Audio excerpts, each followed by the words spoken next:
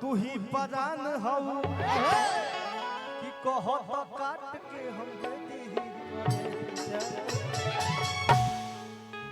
तो कर हम फेंक दी हो ले जाके ले जाके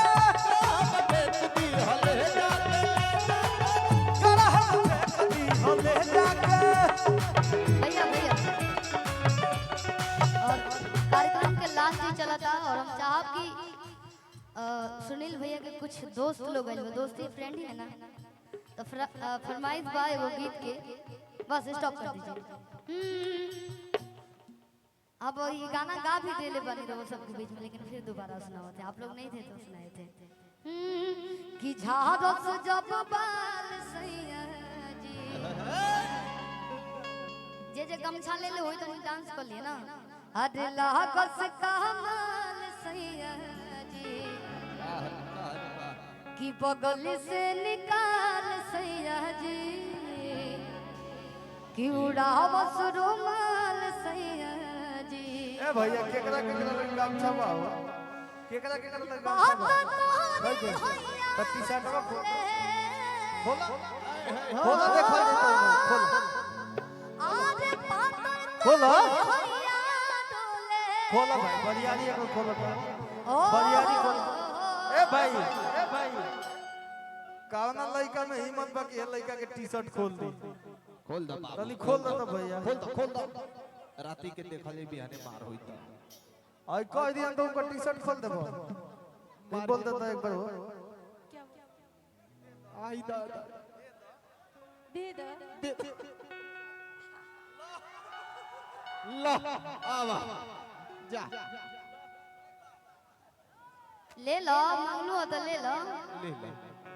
कुशीनगर के लड़का के हल्का समझ ले बड़का दिलवा मंगबू तो दिलवो निकाल के दे दिलो हैं। आई लव यू आई बाप लेकिन कहे का कि पातर तारे होया डोले ओ हो कि नदिया के बीच जैसे नैया डोले कि ओ सही मोर सैया डोले आई कि झारस जब बाल सैया जी